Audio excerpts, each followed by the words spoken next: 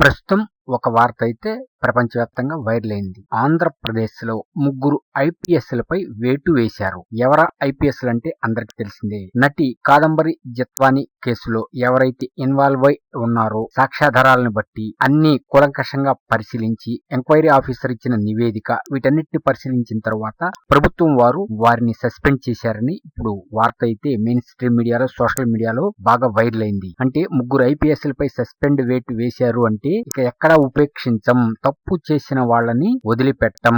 ఎవరైనా సరే వారు ఏ స్థాయిలో ఉన్నా సరే కూటమి ప్రభుత్వం ఒక నోటీస్ అయితే ఇచ్చేసింది అందరికి. ఎవరైనా సరే గుర్తుపెట్టుకోవాలి, అటు నాయకులైనా అధికారులైనా ఎవరైనా సరే. ఎందుకంటే దీనికి ముందు కోనేటి ఆదిమూలం గారు ఆయన ఏవో వీడియోలు బయటకు వచ్చినాయి, సరే అవన్నీ తర్వాత విషయాలు. ఆయన వీడియో బయటకు వచ్చిన తర్వాత ఎక్స్ప్లెనేషన్ కూడా తీసుకోకుండా వెంటనే సస్పెండ్ చేశారు. ఎందుకు? ఎవరు వేలెత్తి చూపకుండా. వైసీపీలో ఎన్నో ఉన్నాయి అటువంటివి, కానీ వాళ్ళు ఏం పట్టించుకోవట్లేదు. మేము ఖచ్చితమైన పరిపాలన ఇస్తాం, ఖచ్చితంగా ప్రవర్తిస్తాం, ఆచితూచి వ్యవహరించం, ఎక్కడా మొహమాటాలు ఉండవు. మొహమాటాలకు పోతే ఏం జరుగుతుందో అందరికి తెలిసింది. అందువల్ల మేమేదైనా సరే కఠిన నిర్ణయాలు తీసుకుంటాం. అటు కూటమి నాయకులైనా, ఎమ్మెల్యేలైనా, మినిస్టర్లైనా, ఇటు అధికారులైనా ఒక సూచన అయితే చేసేశారు. వీరి ముగ్గురిని సస్పెండ్ చేయడంతో ఇప్పుడు ఒక్కసారి పోలీస్ వ్యవస్థ మొత్తం ఉలిక్కి పడింది. ఎందుకంటే చర్యలు తీసుకోరులే అని అనుకున్నారు, కానీ చర్యలు తీసుకున్నారు. ఇది ఒక గుణపాఠం అవుతుంది. అధికారం ఉంది కదా అని ఇష్టం వచ్చినట్టు ప్రవర్తిస్తే ఇలాగే ఉంటుందని ప్రజలందరూ అభిప్రాయపడుతున్నారు. చూద్దాం ముందు ముందు ఎటువంటి చర్యలు తీసుకుంటుందో కూటమి ప్రభుత్వం.